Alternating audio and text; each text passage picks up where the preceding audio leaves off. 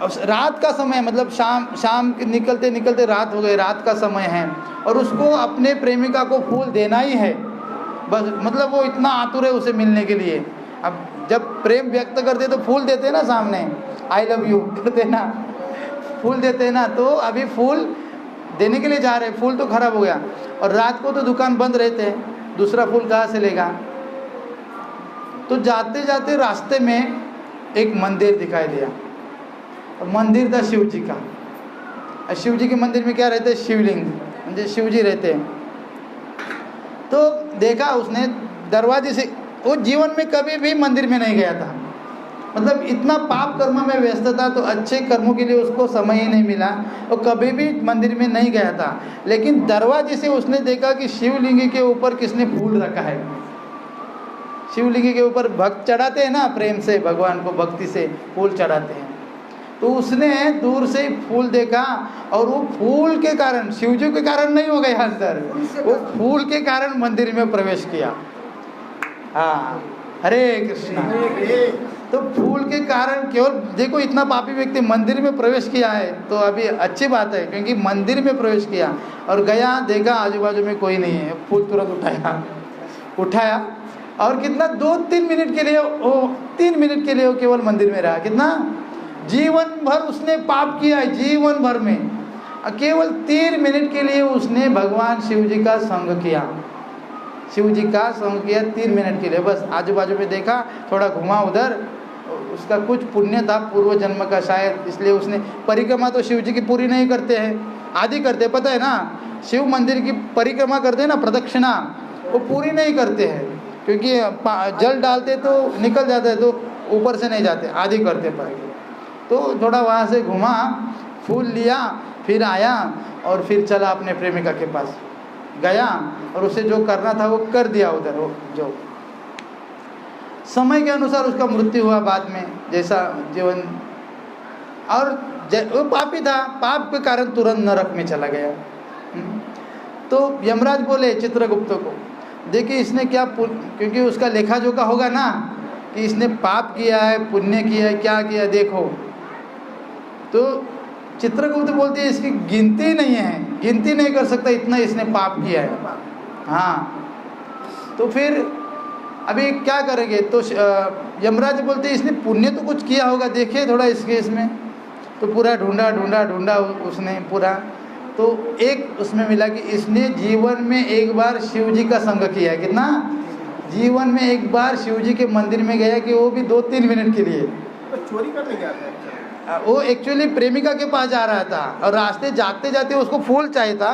अचानक उसकी नज़र शिवलिंग के ऊपर गई, रास्ते से शिवलिंग दिखा तो फूल उसने, वो क्या मंदिर के हिसाब से नहीं गया था, तो चोरी के हिसाब से गया था। वो फूल उठाया, प्रेमिका को दे दिया, क्योंकि उसके हाथ का फूल बिगड़ गया था, खराब हो गया था। तो चित्रगुप्त बोले, चित्रगुप्त वो लिखते हैं सब लेखा जोखा सबका। हाँ, 14 प्रकार के साक्षीदार है हमारे, हम जो करते हैं हमको लगता है अंधेरे में हम कुछ करेंगे दिखाई नहीं देगा, अंधेरा भी एक साक्षीदार है। 14 साक्षीदार है, सूर्य चंद्र वायु अग्नि साक्षीदार है सब, किसके नज़र से हम छूट नहीं सकते गलत करेंगे तो।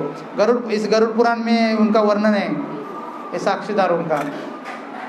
तो जैसे बोले कि इसने केवल शिव जी का संग किया है, वो भी 2-3 मिनट के लिए।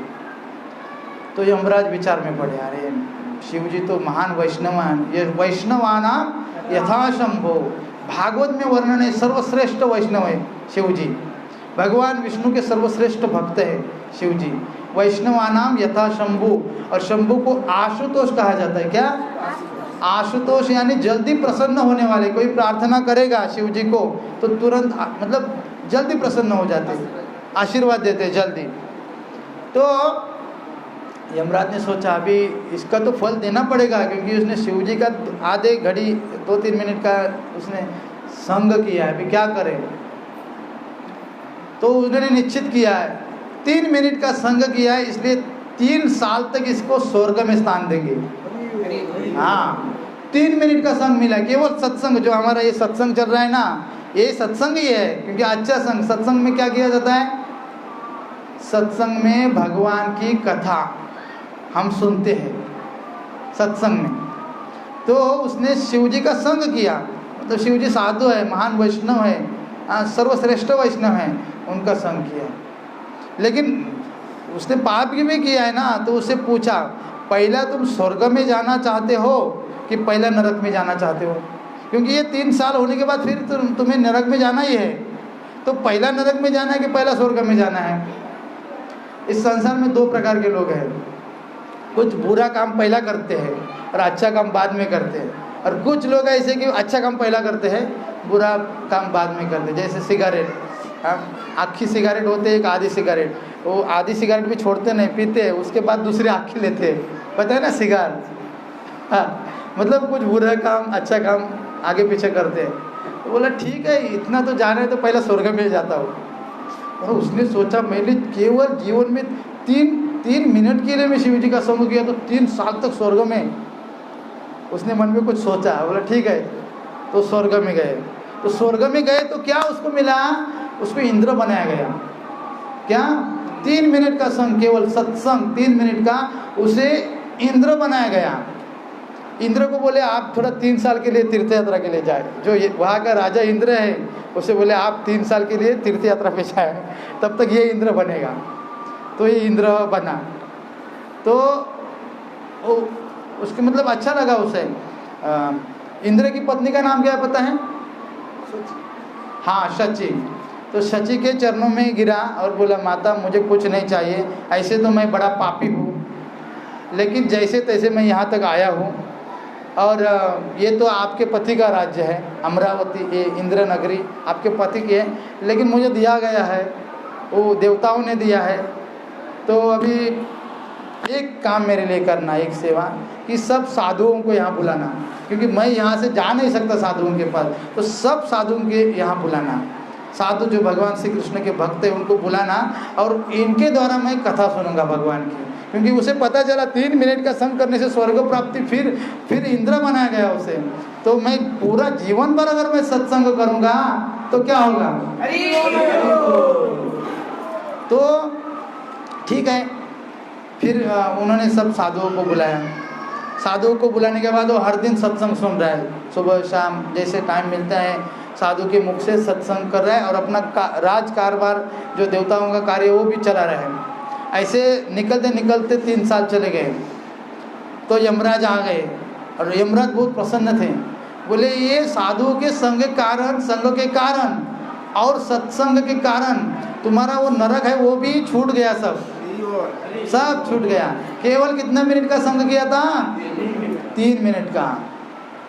तो बाद में क्या बोले कि ठीक है, तुम्हें नरक में तो नहीं जाना मिलेगा, लेकिन तुम्हें अगला एक शरीर मिलेगा, असुर कुल में तुम्हें जन्म मिलेगा। असुर मतलब जो देवताओं की पूजा पाठ नहीं करते हैं, असुर कहा गया है, नास्तिक जैसे लोग। तो असुर में तुम्हें जन्म मिलेगा, लेकिन नरक में नहीं जाना मिलेगा। वही असुर कुल में बलि महाराज करके जन्म हुआ उनका। बलि महाराज पता है, वामन देव का अवतार हुआ, भगवान वामन अवतार। तो बलि महाराज वो बन गए, वही व्यक्ति जो फूल लेके जा रहे हैं, वो बलि महाराज इंद्र के राजा बने। फिर बलि महाराज बनने के बाद भी इंद्र को मतलब हराया था बलि महाराज ने, और उन्होंने पूरा मतलब अपना राज्य 3 पाक भूमि मांगी थी, पता है ना। वामन देव ने पूरा शरीर, पूरा अपना राज्य, सब कुछ भगवान के सामने अर्पित किया। आत्मनिवेदन कहा जाता है उसे, आत्मनिवेदन करी तू या पदे, आत्मनिवेदन पूरा किया उन्होंने भगवान के सामने। ये बलि महाराज है। तो सत्संग का कितना महात्म्य है। तो हमें सत्संग छोड़ना नहीं कि करना है? और श्रील प्रभुपाद के कृपा से पूरे दुनिया भर में ये हमारा अंतर्राष्ट्रीय कृष्ण भावनामृत संघ, उसके तरफ से सत्संग होता है हर रविवार को, संडे को। तो सत्संग नहीं छोड़ना चाहिए, बराबर ना। हरे कृष्णा कृष्णा कृष्णा हरे हरे, हरे राम राम राम हरे हरे। सत्संग में साधु का संग होता है। साधु संग सर्व शास्त्र कहे, लव मात्र साधु संग सर्व सिद्धि हो। सर्व सिद्धि का अर्थ क्या है? सब कुछ मिल जाएगा। मतलब कितनी सिद्धि, अष्ट सिद्धि नवनिधि के दाता आश्वर दीन जानकी माता। अष्ट सिद्धि है ना, अनिमा लगम्या वशिता काम वासिता प्राप्ति, ऐसे 8 प्रकार की सिद्धि है, वो तो मिलती है। लेकिन इससे भी बड़ी सिद्धि है, कौन सी पता है? अष्ट सिद्धि से भी बड़ी एक सिद्धि है, कृष्ण के प्रति प्रेम। एक कोई कर नहीं पाता, आजू बाजू में कितने लोग हैं, देखिए किसका है प्रेम, जिसके ऊपर कृपा है वही आ सकते हैं सत्संग में। ये जो सत्संग में जो भी बैठे हैं ना, जिसके ऊपर कृपा है, गुरु साधु कृष्ण कृपा प्रसाद पाए भक्ति लता बीज। हाँ, साधु की कृपा से, भगवान की कृपा से भक्ति का बीज प्राप्त होता है। जैसे हम पान लगाते हैं ना, पान का बीज डालते या कुछ डालते तो धीरे धीरे धीरे धीरे बढ़ता है, बड़ा होता है, फिर ऊपर तक बड़ा हो जाता है, तो भक्ति का बीज मिलता है। लेकिन वो बीज बढ़ाना है तो सत्संग करना पड़ेगा, सत्संग के बिना वो बीज बढ़ेगा नहीं कभी भी। सत्संग नहीं करेंगे तो क्या होगा? कुसंग होगा। 2 ही हो सकते, एक तो सत्संग, एक तो कुसंग। हमें क्या करना है? सत्संग करना है। और सत्संग के लिए मंदिर भी है, भगवान भी है। श्री राधा गोविंद देव यहाँ उपस्थित है। मूर्ति नहीं है ना, हमारे नजर के ऊपर डिपेंड है, हमारे नजर के ऊपर है। हम देखेंगे तो पत्थर है, मूर्ति है, तांबे का है, पीतल का है। लेकिन भाव नेत्र से देखेंगे तो, भाव की नजर से देखेंगे तो वो भगवान है। तो हमारे मन के ऊपर डिपेंड करता है, हम किस भाव से भगवान को देखते हैं। लेकिन इस आंखों से दर्शन नहीं होते। तो कैसे कहा गया है? प्रेमांजन चोरित भक्ति विलोचनेन। ये प्रेम के अंजन लगाते हैं ना, माता जी अंजन लगाते हैं, यहाँ काजल लगाते हैं तो सुंदर देखते हैं और अपनी आंखें भी साफ होते हैं।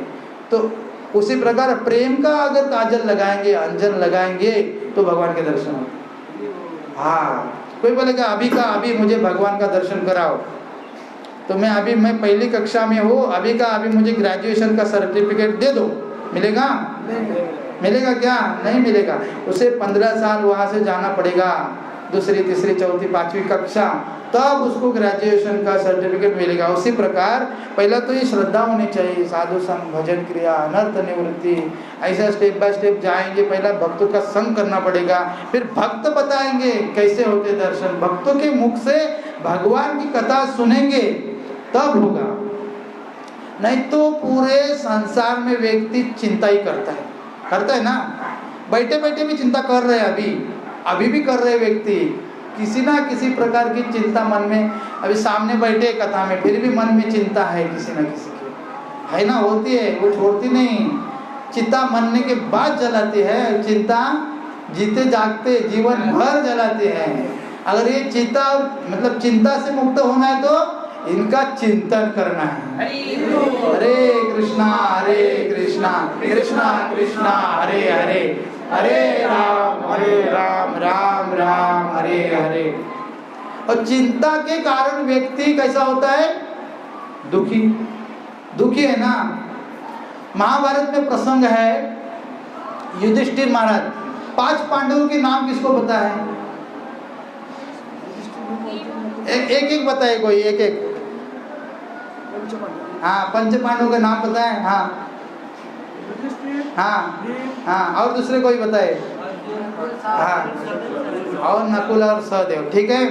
तो ये 5 भाई है, वो वन में गए थे, उनको जुआ में हार गए, ठीक है। वन में गए तो एक दिन उनको प्यास लगा ना, 5 भाई को। तो पहला भेजा किसको? सहदेव को भेजा था पानी लाने के लिए, उसको ऐसे। तो पानी लाने के लिए गए तो सामने एक यक्ष था, उसने प्रश्न पूछा, मेरे पहले प्रश्न का उत्तर दो, फिर बाद में पानी लेके जाओ। तो बोले उनको इतना प्यास लगा कि प्रश्न नहीं, पहला मैं पानी पीता हूँ। अभी हरे कृष्णा पहला मैं प्रश्न नहीं, पहला प्यास लगाए तो तुरंत उसने हाथ डाला, जैसे पानी पिया मृत्यु हो गई। हाँ, सहदेव की मृत्यु हो गई। तो युधिष्ठिर महाराज ने बोला, जाओ नकुल, सहदेव अभी तक पानी ढूंढने के लिए गया, आए नहीं, जाओ तुम। तो नकुल गए, तो नकुल से बोले, खबरदार पानी मत लेना। खबरदार मतलब पता है ना, खबरदार। हाँ, तो खबरदार पानी मत लेना, पहले मेरे सवालों का जवाब देना, वो होने के बाद, और वो भी जवाब सब सही होने चाहिए, एक भी झूठा नहीं होना चाहिए। हाँ, तो गए, तो उसने भी ध्यान नहीं दिया, तुरंत दिया। एक्चुअली नकुल सहदेव बहुत बुद्धिमान थे, फिर भी प्यास लगे है, प्यास के आज समय व्यक्ति उसको कुछ नहीं समझ में आता, पहला प्यास पानी चाहिए, पानी पिया, मृत्यु हो गई। बस उनको पानी लेके जाना था, लेकिन लेके जाने वाला पहला अपनी प्यास बुझाएगा ना, व्यक्ति पहला अपनी प्यास बुझाएगा, बाद में दूसरे के लिए। फिर अर्जुन आए, अर्जुन को भेजा, अर्जुन आए, अर्जुन से भी प्रश्न पूछा गया। अर्जुन तो पता है तुरंत बाहर निकलता है, लेकिन नहीं, बोलते बाद में तुम करना है वो करो। जो भी पानी पिया, उनकी भी मृत्यु हो गई। फिर भीम आए, रुकोदर भीम। भीम पता है ना कितना शक्ति थी भीम के पास? 10,000 हाथियों की शक्ति थी। एक साथ 10,000 हाथी भी आ जाए तो अकेले मार सकते हैं, इतनी ताकत है भीम से। क्योंकि द्रौपदी ने तपस्या की थी, उनको 5 वरदान मांगे थे। मुझे बुद्धिमान पति चाहिए, हाँ मुझे सुंदर पति चाहिए, मुझे मतलब शक्तिशाली ऐसा कि उसके जैसा कोई है नहीं, इतना शक्तिशाली चाहिए। ऐसे 5 प्रकार के वर मांगे थे। तो शिव जी प्रसन्न है, बोले 5 तो एक आदमी में नहीं मिलेंगे, तो 5 में है, तो 5 पति हो गए। लेकिन धर्म संबंध है, धर्म के संबंध है, वो एक ही बने 5, महाभारत में वर्णन है। तो भीम भी आए, भीम भी नहीं, पसीना आ रहा है वो, तो भीम भी गए। फिर युधिष्ठिर महाराज आए, युधिष्ठिर महाराज आए और उनको भी रुकाया, पहला मेरे प्रश्नों का उत्तर दो। तो युधिष्ठिर महाराज बोले ठीक है, क्योंकि वो समझदार थे और बुद्धिमान थे, बहुत बुद्धिमान थे, धर्म के अवतार थे, साक्षात यमराज के अवतार थे। विदुर और युधिष्ठिर यमराज के अवतार थे। तो प्रश्न, ऐसे प्रश्न पूछे कि अगर एक भी गलत जवाब दिया तो वो जिंदा नहीं हो सकते हैं। तो बोले सबका सही उत्तर देना पड़ेगा। तो बहुत सारे प्रश्न, उसमें से एक प्रश्न पूछा, क्या पूछा? क दुखी, बोले इस संसार में दुखी कौन है, एक प्रश्न उसमें पूछा। ये तो बुद्धिमान थे, इन्होंने साधु संग किया। जो व्यक्ति साधु संग करता है ना, साधु यानी भगवान श्री कृष्ण का एक शुद्ध भक्त, और गीता भागवत वेद उपनिषद पुराण के अनुसार जो ज्ञान लेता है वही साधु है, और अपने जीवन में आचरण करता है। सबका सार है भगवान की सेवा, जीवेर स्वरूप है कृष्णेर नित्यदास। ये पूरे शास्त्रों का सार है, भगवान की सेवा करना, बस ये साधु करता है। तो इन्होंने साधु का संग किया था, इसलिए उनके सब जवाब उनको पता थे। तो क दुखी, दुखी कौन है इस संसार में? तो वो क्या बोले पता है? आप बताइए कोई दुखी कौन है इस संसार में? अपने अपने तरफ से जवाब देना। चले, अच्छा, हाँ हाँ, और कोई बता सकता है? इसका मन का अनुसार कोई काम नहीं होता तो। हाँ, और सारे भोगी दुखी है। हाँ ठीक है, बाकी के सब है। प्रभु जी बोला वो एकदम परफेक्ट, उन्होंने उत्तर दिया कि जिसके ऊपर ऋण है, जिसके ऊपर कर्जा है वो दुखी है ना। जब तक वो कर्जा नहीं देता है तब तक वो मन में टेंशन ही रहेगा उसके। बोले जिसके जो ऋणी है वो दुखी है। और भागवत में 5 प्रकार के ऋण बताए हैं। कितने? 5 प्रकार के ऋण है हमारे ऊपर। वो हर एक के ऊपर, जो छोटा बच्चा से लेकर बड़ा मृत्यु तक आदमी जाता है, सबके ऊपर 5 ऋण है। क्या ऋण है? देवर्षि भूताप्तृणाम, कल बोला था, आप नहीं थे। देवर्षि भागवतम के 11वें स्कंद में वर्णन है। देवर्षि भूताप्तृणाम नृणाम पितृणाम न किंकरो नायम ऋणिच राजन सर्वात्मना यह शरणम शरण्य गतो मुकुंद परिहर्त करतम। पहला जो ऋण है देवताओं का ऋण है। देवताओं का ऋण क्या है? देवताओं का ऋण बता सकते हैं? ये बारिश आता है, वायु आता है, उठते ही हम जैसे उठते सामने बड़ा बल्ब लगा है, सामने सूर्य देव है। सूर्य देव नहीं रहेगा तो सूर्य नारायण है, देवता है ना, अगर वो नहीं रहेंगे तो पूरा अंधेरा। हाँ, तो उनके वजह से तो हम पूरा देख रहे संसार में, तो उनका भी ऋण है ना, वो दे रहे हैं हमें, प्रकाश दे रहे हैं। वायु नहीं रहेगा तो एक क्षण के लिए भी जिंदा रह सकते हैं, तो वायु देवता का भी ऋण है। हम खाना पका रहे हैं, अग्नि नहीं रहेगा, खाना पका सकते हैं? अग्नि देवता का ऋण है। ये हो गया देवता का ऋण। क्या हो गया?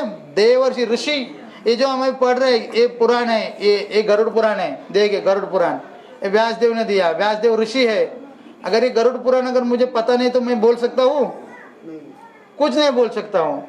उनके कृपा के कारण बोल रहे हैं ना, तो ऋषि का ऋण हुआ ना हमारे ऊपर। अगर नहीं होते तो हम नहीं शादी कर सकते।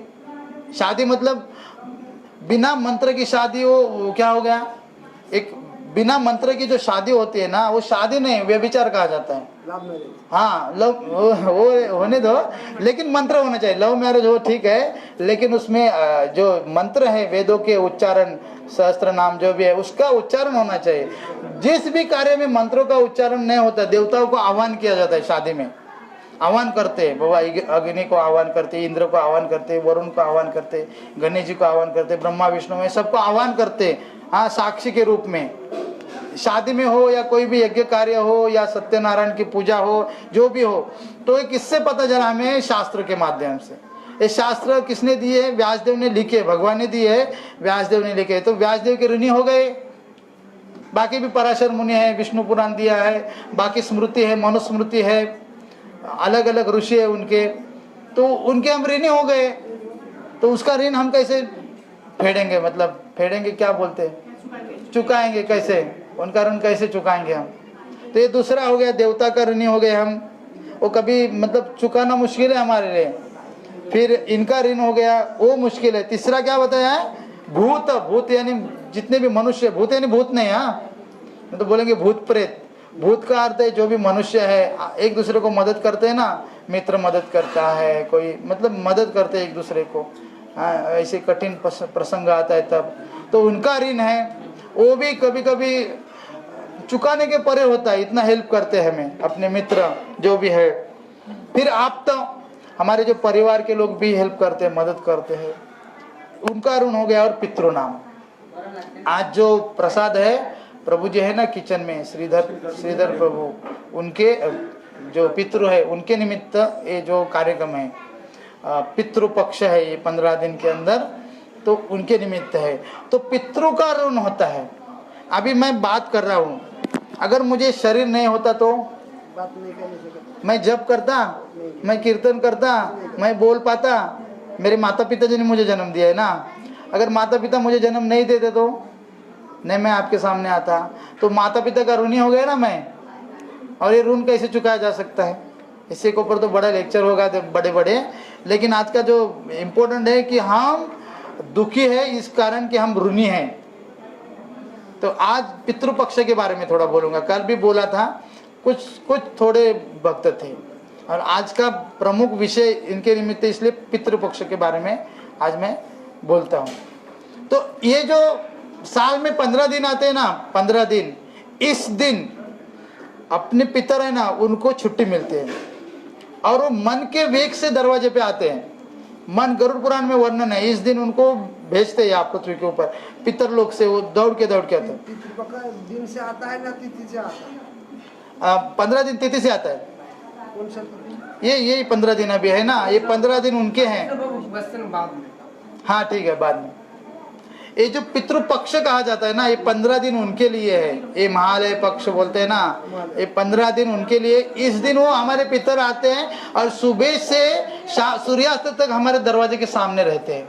वो देखते हैं कि मेरा जो मतलब उनके वंश में उसका पुत्र उसे अन्नदान करेगा कि नहीं, और पूरा दिन राह देखते हैं। अगर नहीं करेगा तो आह भर के चले जाते हैं। जैसे आप मतलब 4-5 दिन से भूखे हैं और आप घर पे गए और आपको कोई प्रसाद अन्न नहीं दिया, कैसा लगेगा आपको? खराब लगेगा। मन से थोड़ा बहुत तो शाप देंगे ना। तो उसके कल जो कथा बताई यही बताता हूँ। गरुड़ जी पूछ रहे हैं, फिर उनका मतलब वो सामने आते, हमें दिखते नहीं, तो उनको अन्न कैसे देंगे? दिखते तो नहीं ना, फिर उनको कैसे अन्न दे सकते हम? गरुड़ जी ने पूछा है। गरुड़ जी क्या पूछते हैं कि भगवान, मैं पूरा सब मतलब सब ब्रह्मांड के बारे में आपने बताया, लेकिन नरकों के बारे में नहीं बताया। ये मृत्यु के बाद क्या होता है वो नहीं बताया। गरुड़ पुराण में वर्णन है। क्या ये सत्य है? कुछ नास्तिक लोग तो मानते नहीं है, मरने के बाद चलो जीरो हो गया। ऐसे भी लोग हैं ना, मृत्यु हो गया, जीरो हो गया, बागे कुछ होने वाला नहीं। लेकिन सोचो किसने बहुत चोरी की है, भले वो छूट गया इस संसार से, लेकिन दंड तो मिलने वाला है ना उसे। मृत्यु हो गया, इस दंड से छूट गया, ऐसा हो ही नहीं सकता। भले यहाँ से छूट गया लेकिन वहां से छूट ही नहीं सकता, क्योंकि शास्त्र प्रमाण है, अनेक प्रकार के नरक है उसके लिए। गरुड़ जी प्रश्न पूछते हैं, तो गरुड़ जी भी गरुड़ जी को उत्तर देते हैं कि कैसे ब्राह्मण के मुख से, ब्राह्मण के शरीर में आके वो भोजन ग्रहण करते हैं। तो गरुड़ जी पूछते ऐसा हुआ है क्या, मतलब इसका उदाहरण है क्या, है क्या उदाहरण इसके बारे में, कि आपने बोला कि वो ब्राह्मण के शरीर में आके भोजन ग्रहण करते, इसका प्रमाण क्या है। तो प्रमाण भी देते बताऊंगा, और वो किस प्रकार का ब्राह्मण। अब कोई बोलेगा चलो ब्राह्मण ही क्यों, बाकी क्यों नहीं, बाकी भी बोलेंगे ना, आज का जमाना ऐसा है, केवल ब्राह्मण ही क्यों, वैश्य क्यों नहीं, शूद्र क्यों नहीं, या क्षत्रिय क्यों नहीं। हरे कृष्ण, थोड़ा शांत बैठिए, ब्राह्मण ही क्यों, ऐसे बोला ना, ब्राह्मण ही क्यों, बाकी तीनों को क्यों नहीं है। सब अपने 4 प्रकार के, ब्राह्मण, क्षत्रिय, वैश्य, शूद्र, बाकी के अंत्यज कहा जाता है, अंत्यज उनको। लेकिन उसके ऊपर भी उपाय है, वो बताऊंगा आगे। तो स्टार्ट करता हूं। मृत्यु होने के बाद व्यक्ति 12 दिन यहाँ रहता है, 9 दिन उसको पिंड दिया जाता है। तो हमारे यहाँ एक साथ देते हैं, पहले पिंड से उसको ये बनता है, वर्णन किया है पूरा गरुड़ पुराण में, कि पहले पुंड से क्या होता है, पहले पिंड से शीर ये बनता है, क्योंकि ये शरीर मर गया ना हमारा, मृत्यु होने के बाद इसे जलाया जाता है, तो उसको शरीर चाहिए ना आत्मा को। तो पहला दिन का जो पिंडदान किया जाता है ना, हमारे इधर एक साथ करते, पूरा 12वें दिन या 13वें दिन करते ना, एक साथ करते, लेकिन हाँ अच्छा एक साथ करते, लेकिन ऐसा पहले दिन के पिंड से ये शिरोभाग बनता है, ये शीर बनता है, दूसरे दिन से कान नाक बनते हैं, तीसरे दिन से एक कंठ एक कंधा ये बनता है, तीसरे दिन से वक्षस्थल छाती बनती है, चौथे दिन से नाभि बनते हैं, हाँ फिर उभय लिंग बनता है हमारा, 5वें से जंगा बनती है, पीछे से ऐसा बनते हैं, पैर बनते, 6वां मर्मस्थल, 7वें से नाड़ी, अंदर शरीर के अंदर जो भी है ना पेशी नाड़ी क्या बोलते हैं उसको, 8वें से दांत बनते हैं पिंड से, 9वां पिंड से उसके शरीर का जीवन शक्ति वीर्य बनता है, और 10वें पिंड से पूरा शरीर बनता है, और फिर भूख लगती है। 10वें पिंड से पूरा शरीर बनता है, वो भी अलग शरीर, ये शरीर नहीं, वायु शरीर रहता है, मिट्टी का शरीर नहीं, ये शरीर पंचमहा भौतिक तत्व से बना है। लेकिन यमराज जिसे लेके जाते हैं जिस शरीर को, वो शरीर बनता है, ये आत्मा शरीर कहा जाता है उसे, हाँ पूरा शरीर, और फिर भूख लगती है उसे। फिर 9 दिन से उसका वायु शरीर बनता है, जिसे हम भूत कहते हैं, प्रेत कहते हैं, वायु शरीर बनता है 9 दिन से जो देने से। और पूरा 10वें दिन पूरा शरीर प्राप्त होने के बाद 12वें दिन हम वो 12वां 13वां ऐसा करते हैं, हमारे इधर करते हैं।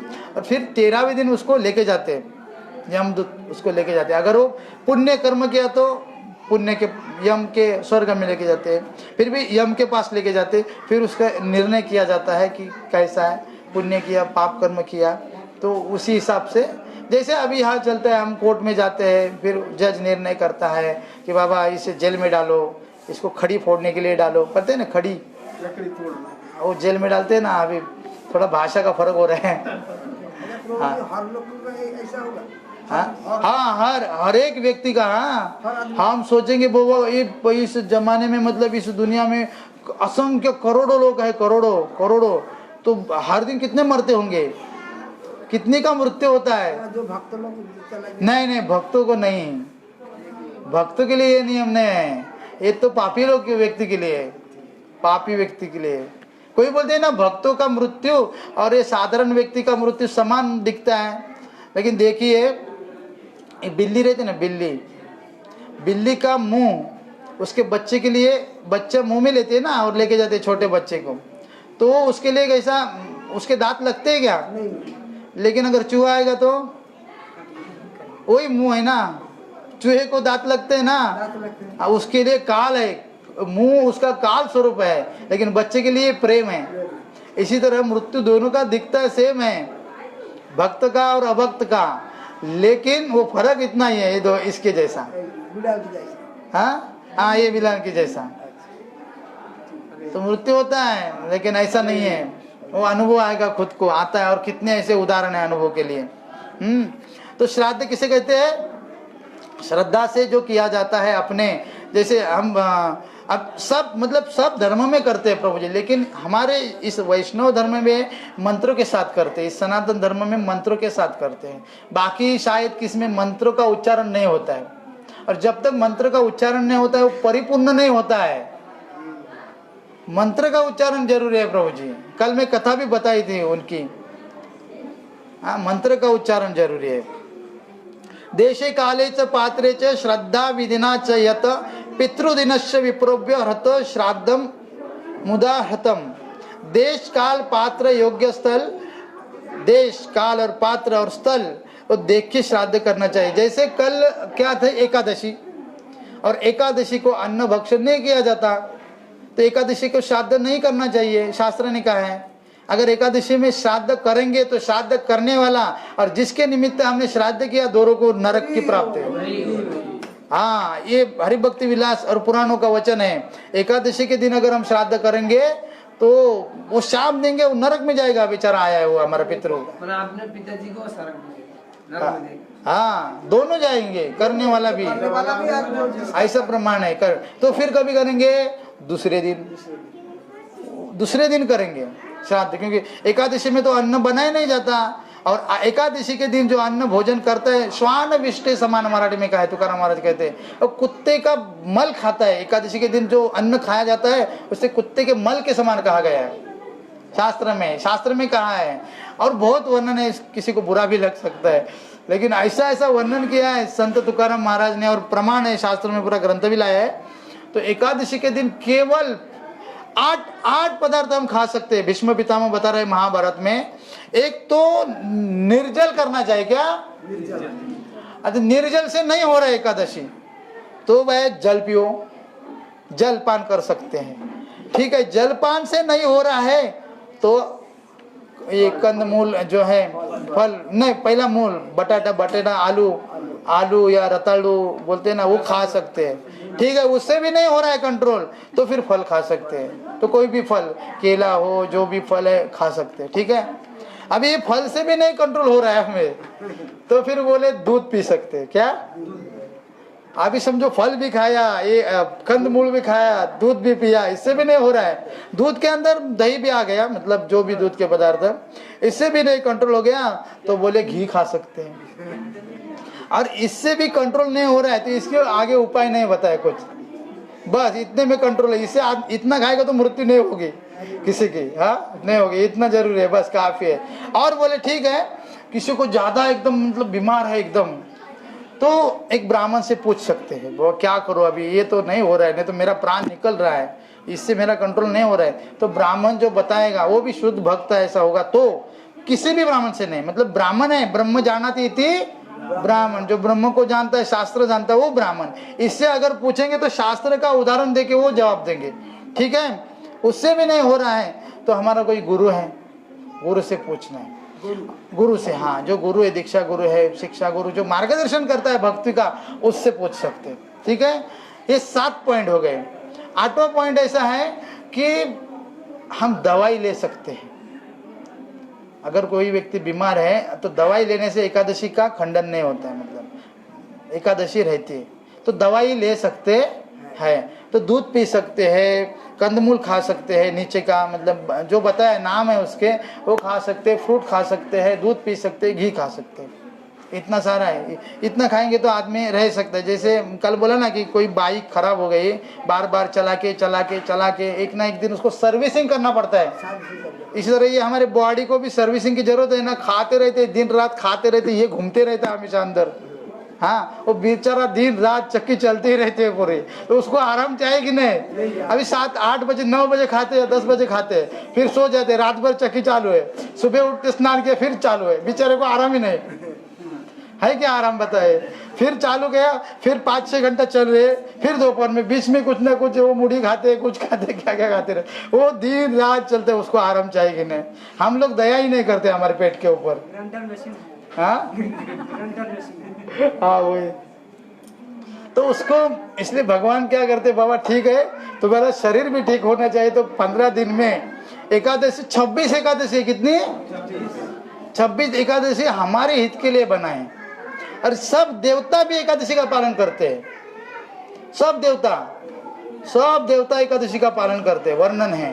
केवल मनुष्य ही नहीं करता है, आधे करते हैं, कोई सात्विक जो भक्त है, ऐसे लोग जो जानते हैं वो करते हैं। लेकिन केवल कुछ ऐसे केवल 2 ही एकादशी करते हैं। एक आषाढ़ की एकादशी करते हैं, 4 हाँ नहीं, महाराष्ट्र में 2 करते हैं, 2 करते, आषाढ़ की और कार्तिक की। उधर 4 करते, यहाँ 4 करते हैं। लेकिन एकादशी 26 एकादशी है, 12 महीने के 24 और अधिक मास उसके 2, 26 हो गए।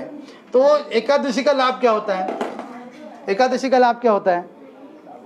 एक तो हमारा शरीर भी ठीक हो जाता है, सर्विसिंग हो जाता है। हाँ सर्विसिंग हो जाता है शरीर के। उसके साथ भक्ति भी मिलती है। एकादशी भक्ति जननी जतने पालन करी, भक्तिविनोद ठाकुर कहते हैं एकादशी से भक्ति मिलती है।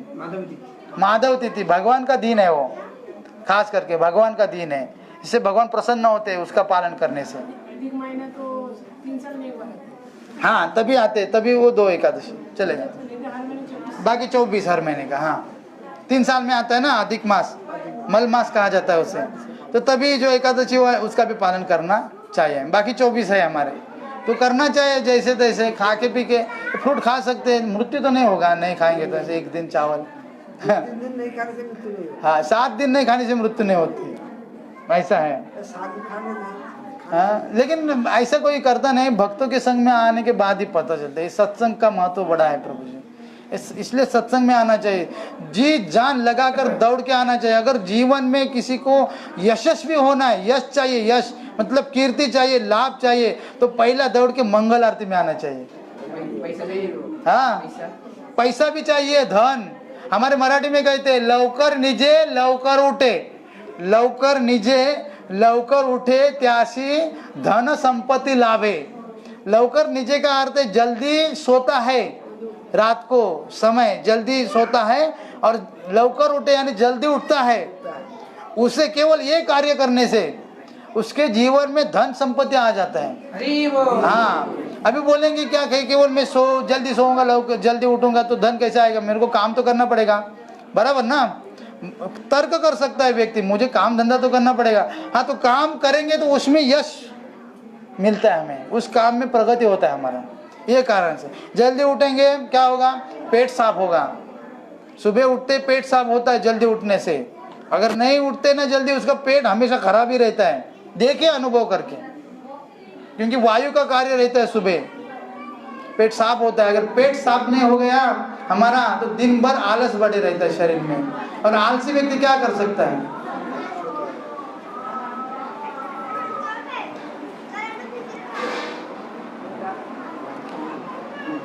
थोड़ा बोलना है जल्दी अब। हाँ टाइमिंग 1:30 बजे बोला है, 1:30 बज गया? हाँ तो शाम को करेंगे, ठीक है? अभी बोल दो 15 मिनट बोल दिए, 10 मिनट 10-15 मिनट में। ठीक है, अभी 10 मिनट और चलेगा, टाइम हो गया। बाकी की कथा मैं शाम को बताता हूँ। तो ये श्राद्ध सबसे पहला मनु महाराज ने किया था। मनु महाराज कौन है पता है? मनु महाराज कौन है? ब्रह्मा के पुत्र, हमारे पूर्वज, जिससे मनुष्य कहा जाता है। हम मनुष्य है ना, तो मनु से मनुष्य। हरे कृष्णा हरे कृष्णा हरे कृष्णा कृष्णा कृष्णा हरे हरे, हरे राम राम राम हरे हरे। तो अगर श्राद्ध नहीं करेंगे तो हमारे पितर क्या शाप देते हैं वे हम शाम को जानेंगे। श्राद्ध करने से क्या लाभ होता है वो जानेंगे, और श्राद्ध का भोजन ब्राह्मण को क्यों दिया जाता है वो भी जानेंगे। नहीं तो कोई बोलेंगे तो हमारे ऊपर अत्याचार है, वैश्य बोलेगा अरे ब्राह्मण को क्यों, फिर क्षत्रिय बोलेगा ब्राह्मण को ही क्यों, हम क्यों नहीं, फिर शूद्र भी बोलेगा तो ब्राह्मण क्यों, हम लोग क्यों नहीं। तो उसका भी उत्तर है, और उनको भी अधिकार है सबको, लेकिन क्या उसके लिए क्या करना पड़ेगा हम शाम को जानेंगे इसके बारे में। पूरा ध्यानपूर्वक सुने। किसी के मन में होता है ना कि ये अत्याचार है, उनको ही क्यों, वो खाएंगे तो उनको कैसे मिलेगा, है ना? अगर ब्राह्मण भोजन करेगा तो इसका अर्थ क्या है, ये भी जानना जरूरी है ना, क्योंकि सब प्रश्नों का उत्तर मिलना जरूरी है। अगर प्रश्न का उत्तर ही नहीं मिला तो हम संशय रहेंगे, मन में संशय रहेगा, और संशय रहेगा तो क्या होगा? संशय आत्मा विनश्यति।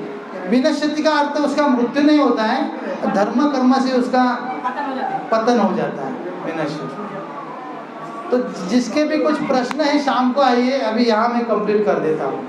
हरे कृष्णा कृष्णा कृष्णा हरे हरे, हरे राम राम राम